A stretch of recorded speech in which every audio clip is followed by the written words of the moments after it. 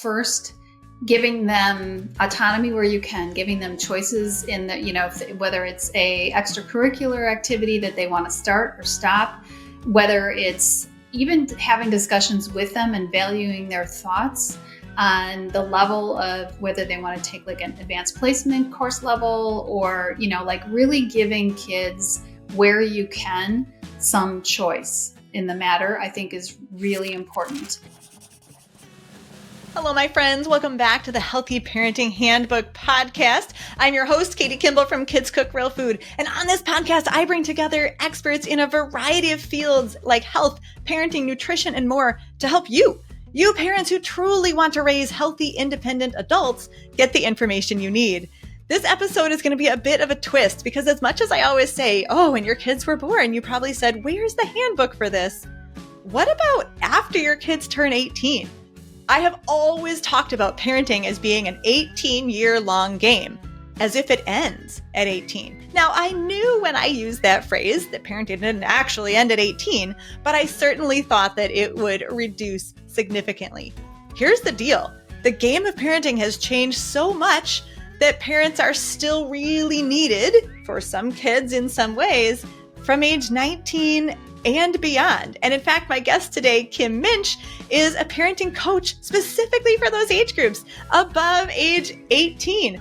I probably, since I recorded this interview about a week ago, I've mentioned Kim's topic to about 3 different people. And every time the eyes get wide and the jaws drop and people say, what do you mean? Parenting 19 to 30. Parenting 19 to 30 or being parents when you're young? I'm like, no. Parenting the adults, being the parent of the adults. Anyway, you will get to know all about what Kim does and her own history about that really gives her a lot of street cred, I think, where she can talk to parents of 19 to 30-year-olds. There are a couple reasons that we are still parenting well beyond 18. One is that a lot of kids are having failure to launch. So maybe if you've really been listening to the Healthy Parenting Handbook podcast and your kids have tons of life skills and are really independent as youth and as teens, you won't have to parent as much age 19 to 30. Failure to launch is one of those reasons. The other reason is that some of our young adults are making really bad choices, particularly with things like substances, and they still need our help as parents. So how can we help them? What can we do best? Let me tell you a little bit about my guest today. Kim Muench is a Jai Institute for Parenting certified conscious parenting coach. She's the founder of Real Life Parent Guide, who specializes in working with parents of emerging adults. That's a new term, but it's needed. Kim knows moms are the emotional barometer in their families, and she's super passionate about educating, supporting, and encouraging her clients to parent with intention and guidance rather than fear and control. Kim's 3+ decades raising 5 now adult children and years of coaching other parents empowers her to lead her clients with compassion and without judgment into healthier, happier, more functional relationships. Kim's got a book out there. It's called Becoming Me While Raising You, A Mother's Journey to Herself. And she is a sought-after speaker on topics related to conscious parenting for Fox News radio, television news stations, and podcasts around the globe. Her mission, which I love for kids of all ages, is to spread the movement to parent with rather than over our children. And you can find her at reallifeparentguide.com or TikTok or Instagram. And she's fabulous. Let's jump right in with Kim Muench. Kim, thank you so much for being here. I have to say that I don't see people addressing this like how to parent an adult thing. So I'm super intrigued because personally I've been parenting an adult for about a year and I keep telling people like, oh yeah, we're in like phase 5 parenting, like parenting an adult. And they're like, I really have no idea how to do this. So how did you end up doing this work? Obviously, there's a lot of ups and downs and a long story, but I'll try and give you high level. I am currently the parent of a 19-year-old daughter and 4 sons between the ages of 21 and 37. And I had my oldest son when I was 18 years old. So I've been a parent, a very long time, obviously.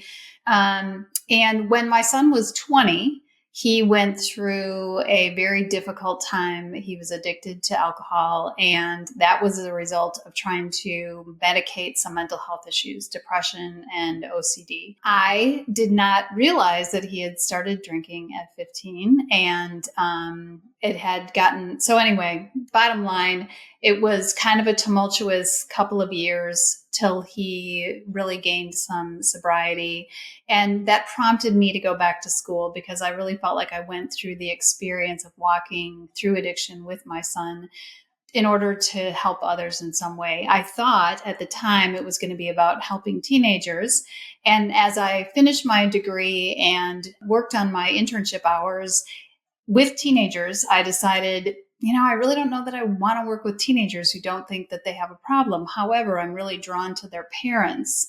And I'd really like to help people prior to being in a crisis mode. But what I have found through the years of coaching parents of adolescents is they don't generally get help until they're in crisis mode, unfortunately. I got certified as a conscious parenting coach in 2016. And really, because my kids were the ages they were, obviously they were almost 10 years younger than they are now, but they were older in general. And so I've always focused on parents of middle school, high school.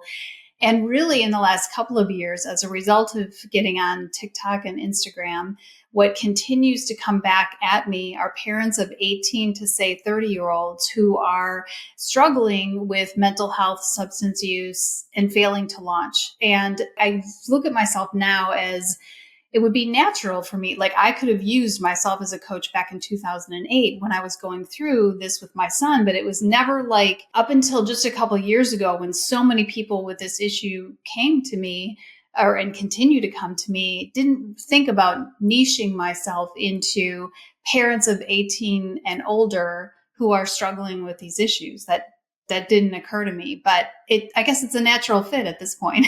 It makes so much sense based on, your life experience that you're now able to help others. And I love that you saw that experience right away as, like a helper profession thing. When I read your story, and by the way, everyone, Kim's Instagram is fantastic.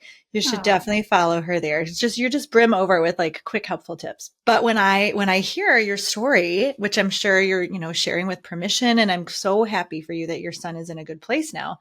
Mm-hmm. I feel like nonverbal questions bubble up in me. And I feel that same sensation as when you're passing an accident on the highway.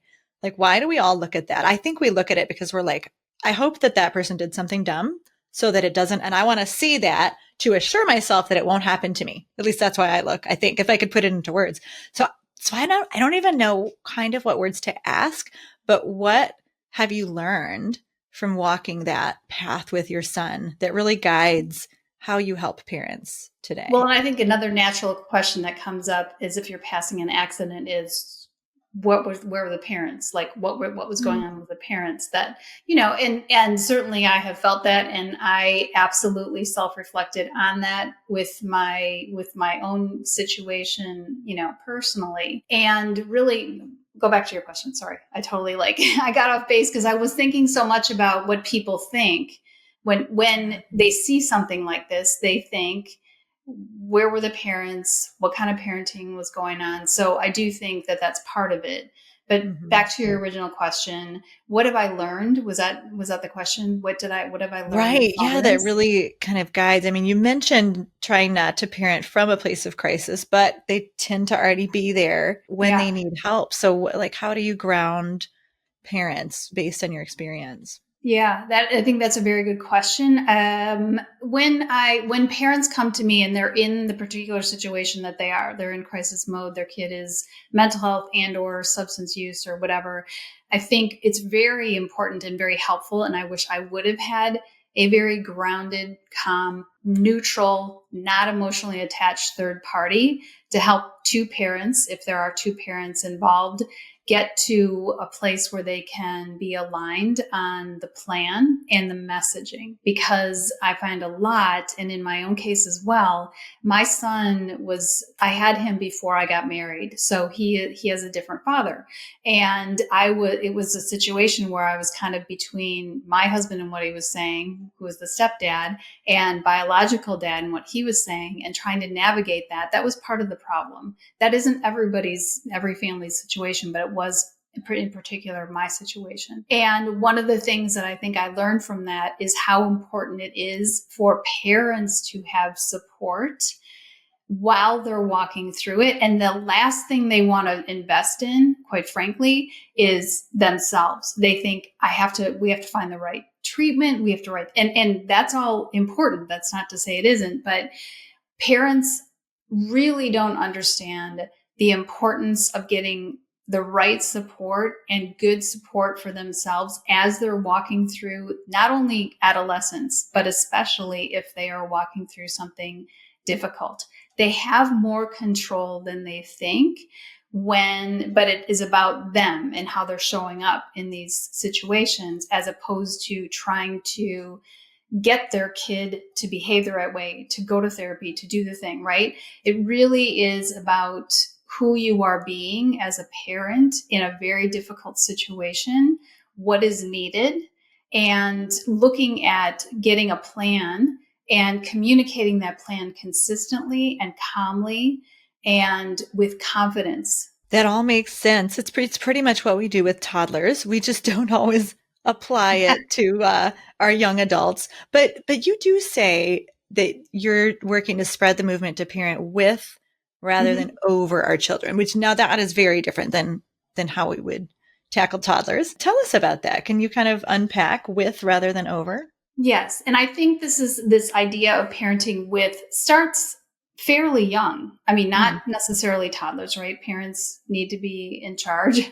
But progressively, I think you can come up alongside of your kids, especially as they enter middle school, into high school progressively, and certainly as they are, leaving high school and in their 20s, to figure out like what we need to do is we've gotten to a place, and this happens with parents of 20 somethings who are living at home or even not living at home. My 22-year-old lives at home and the curfew is 2 a.m. Let's just say that because it's a 20 something and they're not coming home. How do I manage that? What is the consequence that I would give to, I don't know how to discipline, consequence, punish, that kind of thing. And the reality is when you have a 20-something-year-old living with you, even if they're totally financing everything, that is a very adolescent way to look at parenting, or even, you know what I mean? So when I talk about parenting with, it's like, listen, there's a problem. And the problem is whatever it is, you're not coming home, blah, blah, blah, or I can't sleep because you're not home. How can we work on this together? So I talk with parents a lot about if there's a problem, sitting down with your child, your teenager, your emerging adult, and working to solve the problem together, whatever that is. And you might have to do several attempts of that. And if your kid has never been invited into solution, into providing a solution for a problem, it's going to take some time, because if you've always been that parent, that's I'm the parent, you're the child, and then you work your way towards parenting, coming up alongside of them and parenting with them. That does not mean friendship. I definitely want to make that very, very clear. I am not talking about becoming your child's friend, because that is not our place. We need to be the structure for them. However, I think it's incorporating, seeing who your kid is and hearing who they are and validating that with the structure that's needed. I think that's one thing that Gen X, and I think that is something that we really didn't have much of, because we didn't understand the importance of emotions and attunement when I was being raised. That wasn't a thing. We now know that. So it's important to marry both the structure of what's needed, at times leadership, depending on if it's a safety issue. If it's a safety issue, parents, you need to be in charge of that, right? If it's a choice or something that's more in the gray area that you can give your kids some choice and autonomy in, do that. So that's what I'm talking about in terms of trying to parent with them, as opposed to constantly needing to be the one in charge, especially as they're getting older. Yeah, that is a beautiful way to say it. And I'm really glad that you emphasize we're not becoming our children's friends, whether they're 5, 15, or 25. Because I've always said that, like, my kids have enough friends. Like I can be their confidant, I can be their safe place, but I'm always going to be their parent and never their friend. So thank you for demarcating that. I think that's really important. Um, and yeah, again, we have the 19-year-old in our house. So we're like a year and a few months into quote parenting an adult. And it's interesting to me even to hear that other parents have curfews because we sort of went, well, if he was off at college or if he had moved into his own apartment, he wouldn't have a curfew. Therefore, we won't give him a curfew. But we do sometimes say, like, out of respect, can we know when to expect you home? Because Yeah. Dad and I would do the same for each other, even as adults. Yes. Yeah. Yes. And I think that's totally appropriate. I just had a 21-year-old go back to school and a 19-year-old who's, back in school, and she's in and out all the time because she goes to school locally. And I just, out of courtesy, she will tell me because I haven't been this parent that's like, where are you going to be? You need to be home at a certain time. She had a curfew during high school, but it's naturally kind of evolved and she is willing to share information if I ask because she just knows me to be like, she wouldn't want me to worry. She wouldn't want me to worry. Yeah, there's clearly a level of respect there that was built before she was an emerging adult. And yes. There ain't nothing easy about this though, is there, Kim? No. There's nothing easy about parenting toddlers. There's nothing easy about parenting elementary school kids, particularly with screens and the inundation of the internet and all the temptations they have. What do you think, as a mom of some launched children, is parents' greatest challenge today? I would say there's a combination, two things that I think, but my first gut reaction to this question is always confidence. I think there is a huge lack of confidence in parenting today. And I think that's because parents are constantly looking outside for the right answer. And when I coach parents, and I say this, and yet I do videos every single day giving parents some kind of thoughts or advice, right? I say this because part of my coaching parents is really to help them reconnect with themselves and to parent from their intuition rather than this anxious chatter that's here. Because it's not that there aren't great parenting books out there and great podcasts and really good resources, but you need to filter that through who your child is. Your emotion, parents taking good care of their emotional well-being is so crucial so that they can be more emotionally attuned to their kids. Let's face it, I'm going to go back to my own parenting for a minute. There was 17, almost 18 years between my oldest and my youngest child. When my son was starting to drink and he was my first teenager, first of all. I didn't know why I couldn't wake him up in the morning. I didn't know why his room smelled funny. I mean, yes, I was a teenager, close to being a teen myself when he was going through his teens in terms of, because I had him so young. But I also had 4 other kids in 4 other stages of life that I was dealing with. And yes, part of it was on me for not taking, again, I was everybody else who I was taking care of, and certainly not paying attention to my own self and taking good care of my own self, so that I was just surviving, quite frankly. So that is an all too common refrain for moms, especially moms of many. Yeah. Yeah. So, I think confidence is a huge issue with parents, no matter how old their kids are. And yes, like I said, I think it's important to educate yourself all along the way, even as a parent of a 19-year-old, as a 25-year-old. Like, there are some great books on parenting adults. And I think it's evolving. And I think it's important for us to pay attention to that. The other thing, I think the concrete thing that I think is the biggest challenge, and this is not going to be a surprise, is of course screen time. I have watched my oldest son did not have an iPhone until he was in his 20s. Right. And he went through his own set of circumstances that were challenging. But then I've watched my 31-year-old, my 26-year-old, my 21-year-old sons walk through and getting screens earlier and earlier in their lives and using them on a daily basis. And quite frankly, I say on a regular basis, I am super glad that my kids are the ages they are now. But I have watched this play out with my own 5 kids and how it's affected them. And every kid's a little bit different. But quite frankly, we have no shortage of evidence now, researched evidence that says that screen time overnight in their bedrooms, screen time at dinner, not having family dinner, some of these basic old school, if I may say that, things are really contributing to the disconnection in family and kids getting lost in their screens. And I know that the reason that this is starting to turn around is because even our own public school district, and I know many around the country, are now eliminating electronics, where 10 years ago or so, it was bring your own technology. And the second that happened, I was like, oh my God, this is going to be a nightmare. Who is thinking that this is a good idea? Are they actually eliminating tech, like laptops in the classroom, or just phones? Okay. Phones. Yeah. I mean, I don't think they're going that far, but they are definitely, phones have to be put away all day long. And it'll be interesting to see I mean, I can't even imagine what it's been like to be a teacher over the last decade. Oh, good. But I know.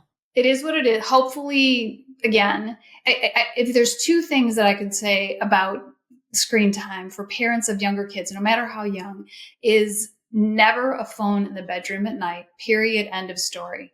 The basics mental health wise for our kids is that they have a decent night's sleep. And yes, they may still have a difficult time sleeping, so they can read a book, but electronics in the bedroom overnight, super bad idea. Like, I would stand on, clearly you can hear my passion in that. And then the importance of screen-free zones, like at the dinner table, or maybe it's in the car. We have to be able to allow quiet time, allow time for our kids to connect with us, really, especially during the teen years, they don't want to talk to us. But if we have certain times that our whole family does not have screens, and we are working on developing relationships with them. Yes, they're naturally going to want to hang out with their peers during their teen years, but the quality of the relationship with your kids during adolescence will be the predictor of whether or not and I'm saying this as a mother of a recovered alcoholic, whether or not they will make unhealthy choices for themselves. I'm saying this as a mother who walked through addiction with her son.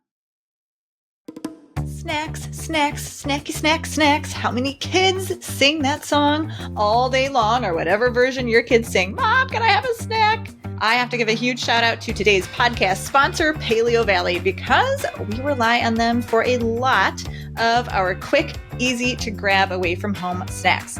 Paleo Valley makes our family's absolute favorite meat sticks, both beef and pork, although we're partial to the beef, and they are so easy to grab. And I know that my kids are getting good nutrition with a massive dose of protein, and this is grass-fed beef and high-quality ingredients. No junk, no fillers, no chemicals, no toxins. We've been huge Paleo Valley fans for a really long time. I have a couple of subscriptions going, so they just keep showing up to my house, and you know what? The kids keep eating them. We do love them for their grab and go quality so that we can have them for out of the house. And most recently, my 9-year-old has been allowing things like fruits to go moldy in his backpack. So we just instituted a new rule that he only can take non-perishable things for his snacks, which means we're going to be going through a lot more Paleo Valley meat sticks. Check out all their flavors at kidscookrealfood.com/meat sticks. When you go to that link, you will automatically have a 15% off discount preloaded. Again, check out kidscookrealfood.com/MEATSTICKS. That's our favorite meat sticks for your family to try out. That's a writer downer. I was writing it down. That's a gem, you guys. And you and I could probably do an entire 90-minute podcast, the kind that no one has time to listen to, just on screens, because I think it's going to get better. And I'm so pleased to hear of more and more districts that are going screen-free schools or screen-free classrooms, screens meaning smartphones. But it's also, I think, unfortunately going to get a little worse before it gets better. And I say that because my 4th grader shared with me this morning that in his school only goes up to 4th grade. So these are 4th or 3rd graders or lower. We're sitting at recess along the fence playing on their phones. And I'm like, they're 10 or younger. And so that's why I'm like, it is getting so much worse, so much younger. It's a countrywide, nation, worldwide experiment, really. What happens when we give screens to our 2-year-olds for hours a day? We're going to find out. And I don't think it's going to be happy at all. So good advice. For sure. I know many of our parents listening, I think, probably are more in the teen or tween years. They don't have these, phase 5 parenting, as I call it. And so what do you want to say to them? What do you want to say to these parents of teens and tweens, particularly the ones who have the little niggling worries like, oh, I don't want my 25-year-old living in my basement. Like, what are these foundations of, It's every parent's nightmare. yeah. And unless that's a good and helpful, healthy situation, like that can Yeah. happen. But how do we prepare our teens and tweens to be independent and have that sense of self that allows them to launch? I think parents, a couple things. First, giving them autonomy where you can, giving them choices in the, whether it's a extracurricular activity that they want to start or stop, whether it's even having discussions with them and valuing their thoughts on the level of whether they want to take like an advanced placement course level or, like really giving kids where you can some choice in the matter, I think is really important. Next, please continue to educate yourself. I said this before, I'll say it again. Continue to educate yourself on the stage of parenting that you're in, as well as, kind of looking at what's coming in that next phase. If you're a middle school parent, really get some books on how to, parent teenagers and listen to podcasts on that so that you're prepared and know what's normal. I think a lot of anxiety comes in when parents don't know if their kid is normal or they're not fitting in. And, and then parents feel very isolated and alone in their problems when truly, if parents would talk to each other and be open and honest, and I have a support group for parents of 18 and older, they would totally see that they are not the only one. And there is so much strength and courage and empathy in parents who are willing to be open and honest. So parents, find your support group of, solid parents that can help. Take good care of yourselves. If you realize you are being triggered, and this happens, parents can get triggered by their kids' behavior, whether they're 2 or 12, but it tends to happen even more when their kids get into the teen and, those years, because parents very much remember that phase of their life a lot more. And that's in part, that's brain development that was going on during that time.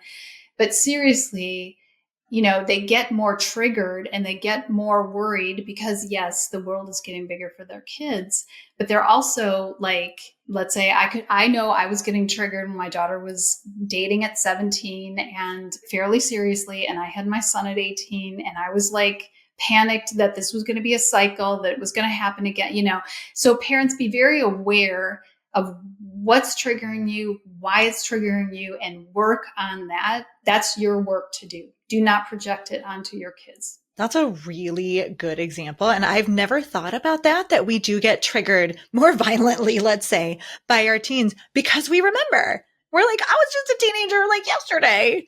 And I remember how hard it was. And oh my goodness. And to recognize that we sometimes predict those cycles and get worried about that. Excellent example there. When we think about our kids and what they should know, obviously, like academics has a list as long as my arm. What do you think about life skills and some of those maybe softer skills or the hard life skills in the home? And that leads me to another point that I would have made. I forgot, but things like having your kids do their laundry, teaching them the life skills while they're still somewhat like, while you have a really decent relationship with them, or you know what I'm saying? Like don't wait until it's about time for them to go to college and you're fighting about everything and to teach your son or daughter how to do the laundry. First of all, rarely do they ask for help at that stage. And if they don't know how to do something and they won't ask for help, they're stuck and they get stuck and they're kind of overwhelmed. And then you're pissed at them because they're not doing the things that they should be doing. So parents of younger kids, of, even elementary school, like your kid can start doing laundry. And I know as a mom of 5, like I would have been wanting to do it efficiently because, hey, I'll just do it all and whatever. But there is real value in thinking about allowing your kids, teaching your kids things like doing their laundry, cleaning a bathroom, cleaning up after their dishes if they make something to eat, right? I mean, these are all things that are super important. And parents, sometimes it's easier to do it themselves, or the kid doesn't do a good enough job. Relax to your expectation of what it should look like, and be glad that they're learning these life skills that they desperately need to have, early. And there's years to practice them to get better at them or whatever. But bottom line, do teach them young and expect that they pitch in around the house. Excellent advice. And we're all about teaching life skills here at Kids Cook Real Food. We've had 3 seasons now of our Life Skills Now summer camp, and we teach all those hard skills, soft skills, all sorts of stuff. And it is tough. It's tough for parents to get over that feeling of efficiency. Oh, they'll slow me down. But Kim's telling you, Katie's telling you. Yeah. Or like the big, like, kids are going to have big feelings about things, right? They're not going to want to, right? They're not going to necessarily want to do their laundry or whatever. And parents are going to be like, oh my God, I'm just so tired of, dealing with this or fighting with them about it. And I don't want you to fight with them either. Like, I'm not advocating for having, again, there's a problem. And the problem is your laundry hasn't been done in 2 weeks. How can we work together to solve this problem? And bring some ideas to it. Can mom sort it for you and you toss it, or whatever? Can you sort it? I'll toss it in and you fold it. Like, the point is that you're working together on this, and let them have some ideas. And if their idea about how to solve the problem is the least bit reasonable, attempt to use it so that they actually, hear that their ideas are being valued. Because if you ask them to bring a solution and you always say, no, that's not good enough, what do you think is going to happen? Yeah, I love that. If their idea is the least bit reasonable, figure out what to do with it. Attempt it. Mm-hmm. And really, because we're not just teaching them to do laundry, we're teaching them to be problem solvers. Therefore, we have to give them problems. Parents, that's our job. It's a joy to give our kids problems and things that they don't want to do. No, I've always said, I've run this show, the Healthy Parenting Handbook, for about 5 years. And I always talk about parenting. I've talked to parents for, 8 to 10 years here. And I always talk about parenting as if you have 18 years. That was the stage I was in. I would always say, it's a long game. We have 18 years to get this right. As if parenting fell off a cliff at 18. Well, now that I have a 19-year-old, I realize that was very much a misnomer. I thought parenting would dial down a lot. Now, granted, my child's in my home and not out of the home. But I think what I think I see when I look at what your work is that it doesn't really quite dial down. It just changes. What can parents of teens and younger kids expect parenting to be like post 18? Well, I've said this in a video that actually went viral, and one is parents of young children. It is physically exhausting. Parents of teens and emerging adults in their 20s, it is mentally brutal, right? It is physically exhausting to have young children, but it turns into a mental game, because hopefully by the time that they're in their teens and their 20s, you have taught them some of these skills so that you're not physically having, and they know how to drive and that kind of thing. But it's the worry that is the mental challenge. And there's a shift in parenting, which I'm working on a book that I'm hoping will better articulate that, in terms of, there's a shift that comes with parenting post high school that I don't think, either I wasn't paying attention when moms and dads were talking about this earlier, or I think it's, emerging adulthood is a fairly new coined phrase. And because young adults are waiting to get married, to have children, and they're taking longer to launch, so they have all these additional years that my generation didn't have to figure out who they are.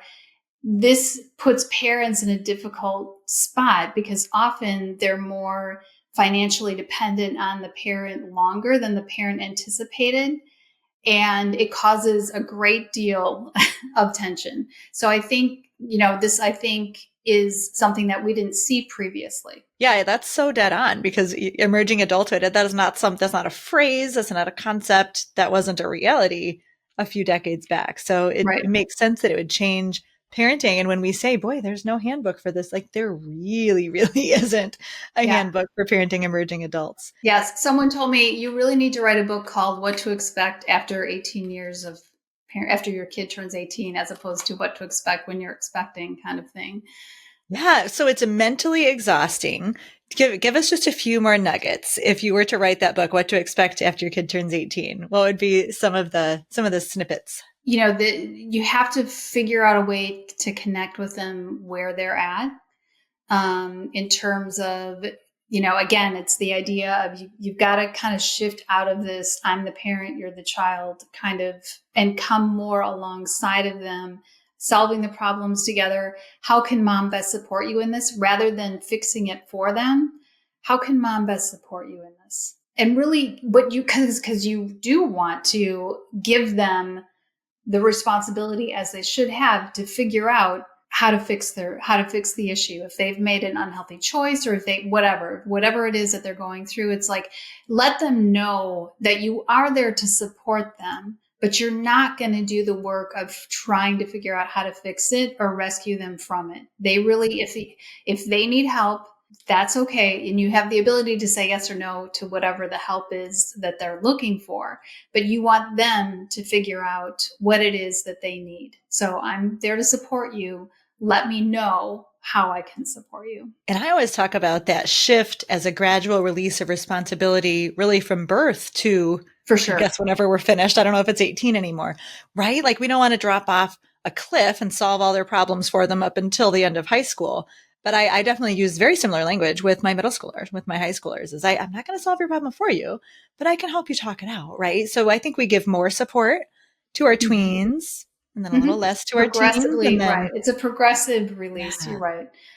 Loosening the reins, as maybe previous generation would have said, but and then here's the thing. If we, as we're loosening the reins, things don't go well, or they make an unhealthy choice, or they make a mistake, parents tend to get angry, right? Well, it's just information that's saying like, they're not ready for that responsibility or that privilege or whatever yet. I don't think you need to go to anger. It's just like curiosity. What happened here? What is it that happened that, caused, and okay, so we need to pull back, and maybe you're not ready to drive for 6 months, or, have the car this way or that way, or, whatever it is, as we're releasing, letting the behavior really teach you where your son or daughter is at emotionally and maturity wise, and not to get angry about that. It just is what it is. So good, Kim. Thank you so very much for all of your wisdom, all of your tangible, practical knowledge and advice. I love to leave parents with a message of hope. We got to end on the positive. So to encourage parents in one way, or maybe share a story, what do you want people to remember as we walk away? I'd love to share. This is the quote from the last page of my book, and it was something that was downloaded to me. And I think it's something that parents can really think about. And it's a quote that is, our children come to us or through us, not for us, except for the lessons they reflect to us during their journey in an effort to grow us up along the way. So our children are our greatest teachers and awakeners. And while we teach them many things in the process, it is being a parent that helps us grow up as well.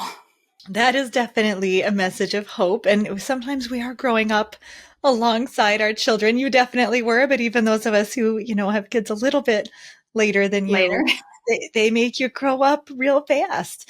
Yeah. Yeah. So thank you very much, Kim Muench. It's been delightful. We're going to send people, we'll link them up to your Instagram, your TikTok. The website is reallifeparentguide.com, reallifeparentguide.com. Thank you. And so we're going to send people over there for the free Setting Boundaries download on the homepage of your website, particularly if you have those emerging adult children. But like Kim said, if you've got the teens, like you got to prepare your brain for the next step. And we were just talking too about how really the advice is kind of the same down into middle school. It's a little more support there, but it's the same kind of question. So thank you so very much, Kim. This has been super helpful for me. I know it's going to be helpful for the audience. And I look forward to hearing more from you. Awesome. Katie, thank you so much. I really enjoyed talking with you. Thank you. Thank you for listening to this episode of the Healthy Parenting Handbook podcast. I hope your brain feels fed and your heart feels full and that you feel connected, knowing that there are other parents on this journey with you. We're just trying to raise healthy, independent adults. And the next time you think, man, there is no handbook for this job. Now there is the Healthy Parenting Handbook. Look up the podcast wherever you listen to your podcasts. Please leave a review, my friends, as that helps other parents who need this information to find us. And of course, subscribe. That's a huge help. You can also look for our shorts as a reel on Instagram at Katie Kimball Kids Cook, or subscribe to the Healthy Parenting Handbook Shorts channel on YouTube. You'll get those bite-sized portions of healthy parenting advice.